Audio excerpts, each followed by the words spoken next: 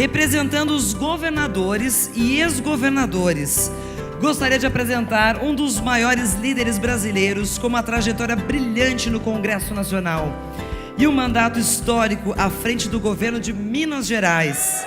Aliás, ele acaba de deixar o Palácio da Liberdade com o maior índice de aprovação que um governador de Minas Gerais já obteve. Convido ao palco o governador Aécio Neves.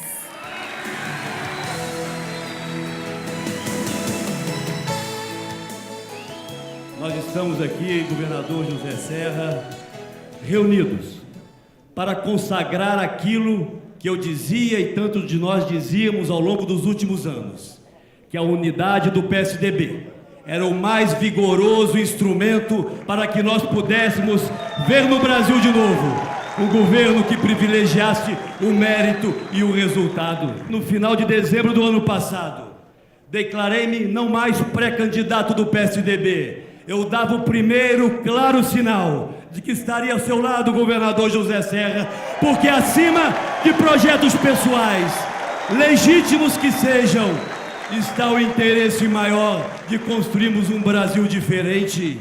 Saibamos que o PSDB e seus aliados estão sim preparados para o debate sobre o futuro desse país.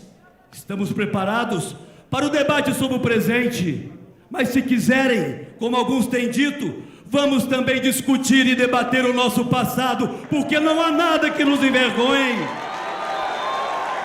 Companheiros e companheiras, ao contrário do que alguns querem permanentemente fazer crer, o Brasil não foi descoberto em 2003.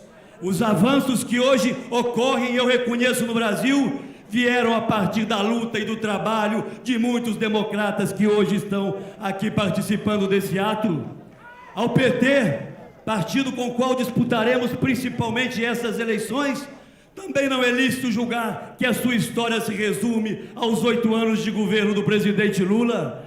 A história do PT vem de longe e vamos, portanto, a esse debate, porque se o Brasil é hoje um Brasil melhor, foi porque em 1985, ainda sem fundarmos o PSDB, todos que estamos aqui estivemos ao lado do presidente Tancredo Neves para reconstruirmos a democracia desse PT. Eles não, a ele negaram seu voto, porque o projeto partidário para eles era e sempre foi prioritário. Passou-se o tempo, um presidente foi afastado do governo por impeachment. O Brasil, ainda fragilizado na sua terra democracia, assume o governo um grande brasileiro, meu ilustre conterrâneo Itamar Franco, que convocava as forças de bem desse país para que lhe dessem sustentação naquele processo de transição.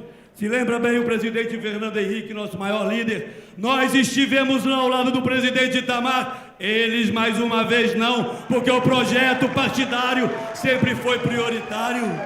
O tempo passou, veio o governo do presidente Fernando Henrique, e aí a mais fecunda e profunda transformação na vida dos brasileiros, e principalmente dos brasileiros mais pobres, que foi o Plano Real com o fim da inflação. Nós estivemos lá ao seu lado, garantindo a estabilidade da economia.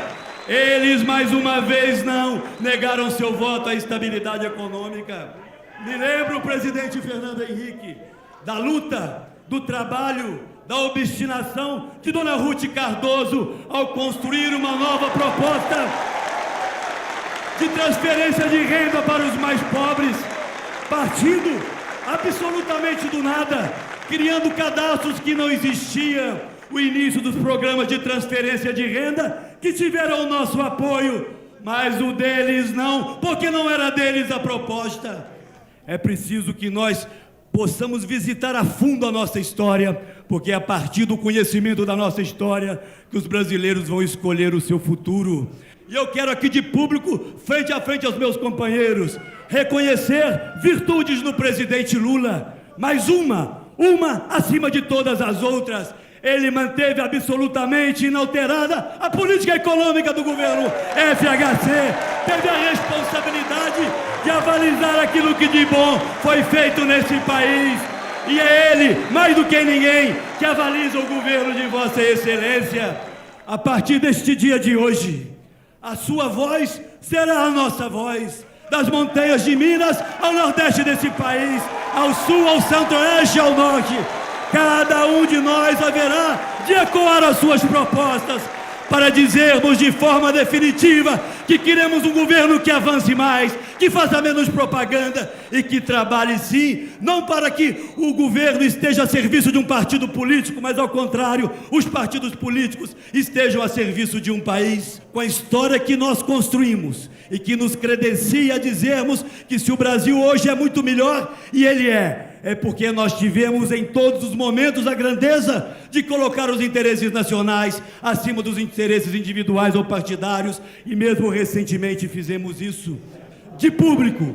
Quero convidá-lo, governador José Serra, para que inicie a sua peregrinação pelas terras mineiras, para que os exemplos dos nossos grandes homens públicos possam inspirá-lo cada vez mais, e as nossas montanhas de ferro possam lhe dar força para essa caminhada, que não será fácil, mas será uma caminhada vitoriosa, porque a seu lado estarão homens e mulheres que acreditam na administração pública, não como instrumento de valorização de uma facção, mas como instrumento da realização dos anseios e dos sonhos de milhões de brasileiros.